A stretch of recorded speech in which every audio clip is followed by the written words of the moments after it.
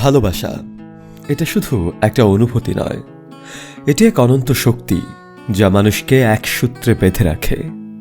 ভালোবাসার প্রতিচ্ছবি আমাদের প্রতিদিনের জীবনে দেখা যায়, কিন্তু একটা বিশেষ দিন আছে যেদিন এই ভালোবাসা আরো গভীরভাবে উদযাপিত হয়।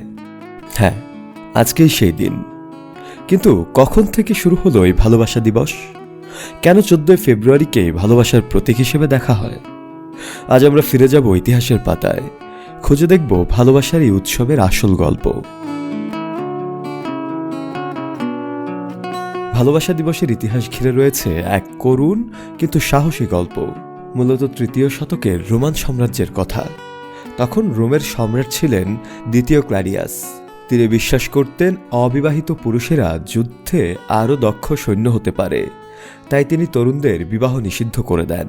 কিন্তু এই অন্যায় আদেশ মেনে নিতে পারেননি এক সাহসী পাদ্রী, যার নাম ছিল সেন্ট ভ্যালেন্টাইন। তিনি গোপনে প্রেমিক প্রেমিকাদের বিয়ে পড়িয়ে দিতেন।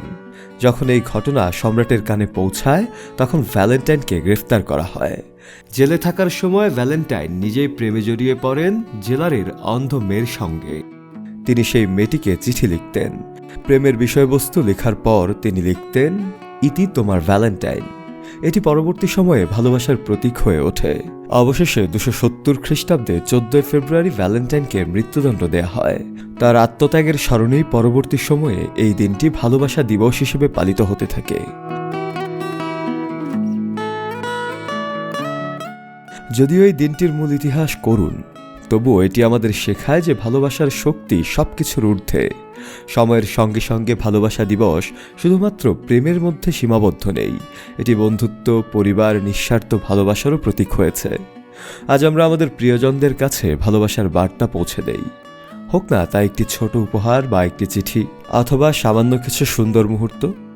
ভালোবাসা দিবসের প্রকৃত সৌন্দর্য লুকিয়ে আছে আমাদের অনুভূতির গভীরতায়। সবাইকে ভালোবাসা দিবসের শুভেচ্ছা। শফেল মাওলা, কালের কণ্ঠ।